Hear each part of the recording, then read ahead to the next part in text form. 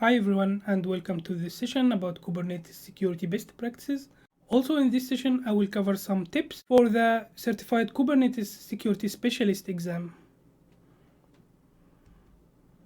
So before we start, here is a quick introduction about myself. My name is Ahmed. I'm a senior DevOps engineer and part of the infrastructure team at Camunda. I'm interested in the cloud computing and Kubernetes. Also for many years now, I am working with the open source in my free time. My favorite topics all the time are DevOps transformation, automation, and working with the data in general. You can find me at LinkedIn. Also check out my tech blog. I post some interesting posts there. And here is the agenda for today's session. As you see, there are 6 points here. The first 3 are for everyone. It doesn't matter what's your title or background. They will give an overview about the security in the container era. The next 3 points, we will dive more into Kubernetes security, so probably DevOps engineers and SREs will find it more interesting. But in general, anyone interested in Kubernetes security is more than welcome. At the beginning, let's have a look at some essential concepts, which are containers, container runtime, and Kubernetes. I assume that everyone knows about the containers, but it's more or less a packaging mechanism. Next one is the container runtime, which is the software that runs the container like Docker, or rather Docker engine, because Docker has more components than just the runtime. Finally, Kubernetes, which is a platform that orchestrates containers workloads. Kubernetes is made of layers, but at its core, it uses the container runtime to run the containers. Here, I assume that you already know enough about Kubernetes, but one point I want to emphasize here. Please remember that Kubernetes pod is a collection of one or more containers, and it's the smallest unit of Kubernetes application. So when we talk about containers here, we actually talk about container within a pod. That being said, now let's take a look at how security practices have been evolved over time. So let's start with shift left. As you know, software development process is made of multiple activities, which is also known as software lifecycle. As you see here in this graph, the cost of fixed issues increasing a lot over the time. That means it's much cheaper to discover and fix issues in the early stages. Hence came the shift left idea, which simply means applying quality measures as early as possible in the software lifecycle. One more thing to mention here, shift left doesn't mean to neglect the activities on the right side. There will always be things that are done after the release by nature. Historically, the shift left started with testing, like unit tests and so on, but over the time more aspects followed up like operations and security. And from there started the DevSecOps idea. So by the time shift left became more popular, as well the agile methodologies and DevOps movement. Security has been embedded into the development activities and DevSecOps has been coined. Simply put, in the DevSecOps, security is a shared responsibility between all teams of the software development. As you see here at the right side, the famous infinity loop of dev and ops activities, but security now is integrated into the whole software lifecycle. So no more throwing things over the fence and no more of I will leave this for the security team, because now you are actually part of the security chain.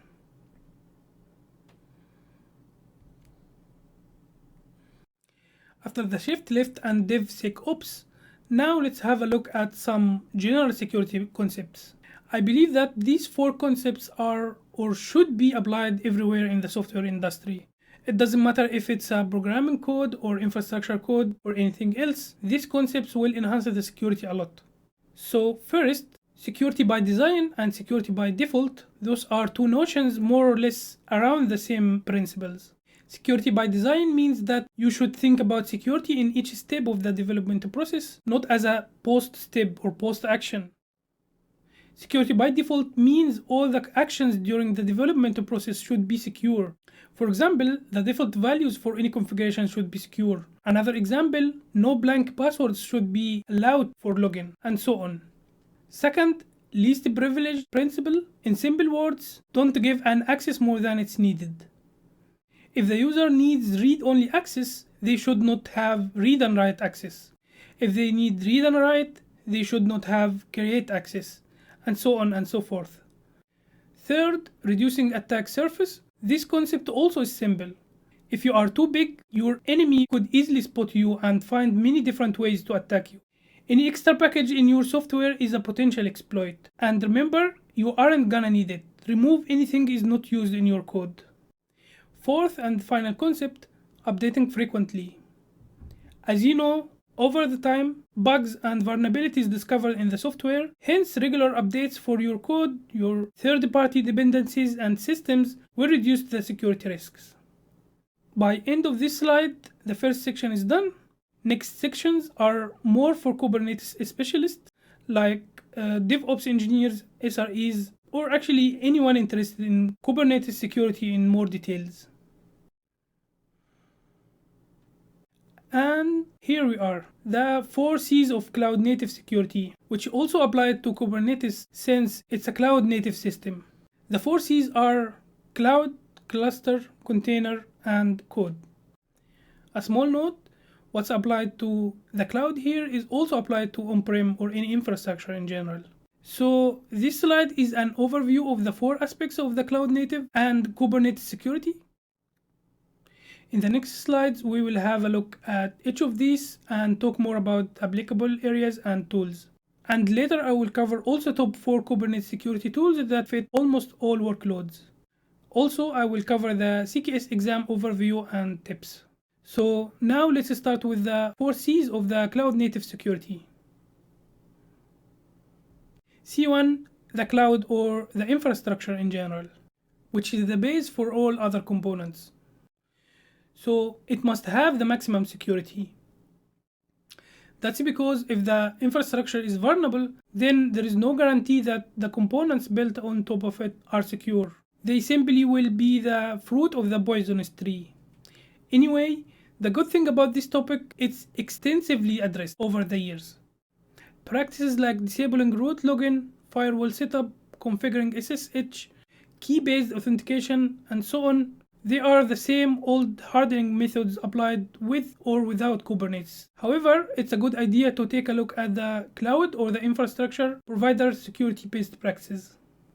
Also, one of the great tools in this regard is CIS benchmarks, which covers the security of many aspects like software, systems, networks, and even browsers. Next is C2, cluster, which is simply anything inside Kubernetes cluster, either the Kubernetes components or the applications that run on top of it. For overall security, for sure authentication and authorization should be enabled. Also securing etcd setup because it's the database of Kubernetes and all Kubernetes secrets are stored there. Also using different type of policies is a good idea to enforce the security cluster-wide. I would suggest to start looking into pod security admission, which is the new successor of the bot security policy. This last one will be deprecated soon. Also take a look at Open Policy Agent, which is known as OPA. It's not built in, but provides powerful options. When it comes to auditing, probably I would enable the built-in audit log to record the events within the cluster to look into them later, and to answer questions like who did what and when. Finally, container runtime sandbox, which is needed for some use cases when security is a crucial matter like banks and so on. For example, Kata containers provide highest isolation between workloads by running the container in a lightweight VM. Also, gvisor, which runs the container in a sandbox, and even the container host cannot know much about the workload inside the container. Of course, that comes with an overhead, and I honestly don't expect to have them in a normal workload. The good news is that you can have multiple runtimes in the same cluster, and you can define which container to use which runtime. Now let's move to the third point. C3, which is container. By container, we mean all aspects of it, like container file, container image, and running container. And again, please remember that here in the Kubernetes context, we speak about container within pod. That being said, let's take a look at the 3 sections here, starting with the static code analysis. Given the fact that infrastructure as a code is just a code at the end, tools like kubesec provide security risk analysis for Kubernetes manifests. Afterwards, the container image supply chain, which between the build of the container image till it's running on the Kubernetes cluster. That chain started with building the image with trusted sources and maybe signing the image before pushing it to a container registry. And all of these steps should be verified and secured. There are many tools to do that, like SNCC, which scans the container image to detect vulnerabilities.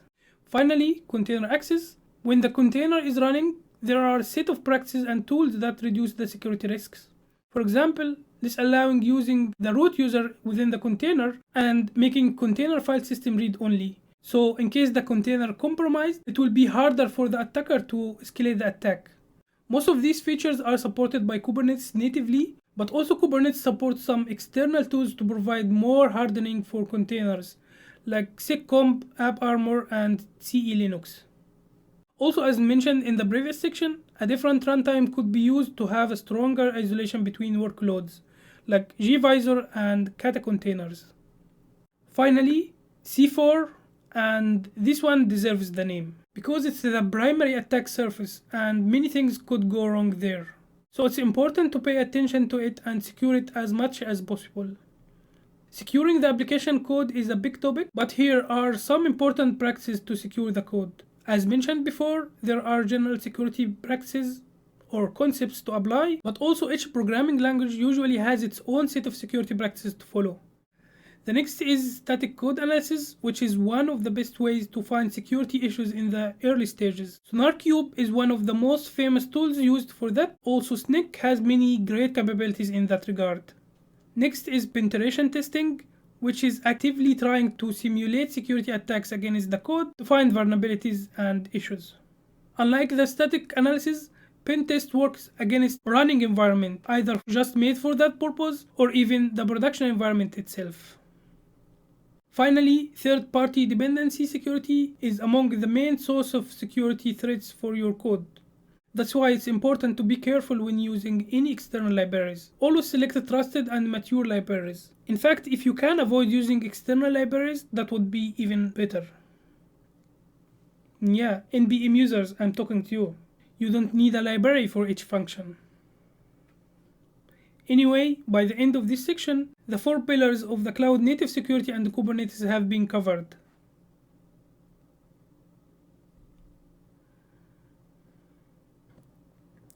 As we saw in the previous section, there are many security tools for different use cases and workflows. For that reason, I have selected some tools that fit almost every workflow. So here are 4 tools cover different aspects of Kubernetes security you should consider. Starting with kubelinter to lint and unify your Kubernetes manifests. Then kubesec to spot security risks in your Kubernetes manifests. Also SNCC to find vulnerabilities in your containers. And finally, kubehunter to identify any security weaknesses in your Kubernetes cluster. Of course, there are many other tools, but this is my to-go list that I truly believe it will enhance security in Kubernetes.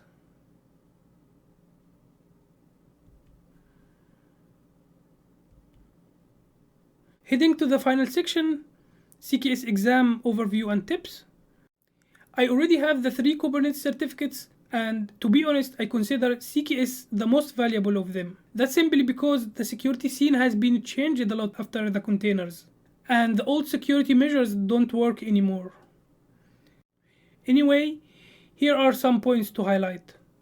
The CKS certificate requires a valid CKA certificate as a prerequisite. The CKS has a hands-on exam, which means you will do actual tasks in the exam and you need to be super fast because you have only 2 hours. So now let's have a look at some CKS exam tips.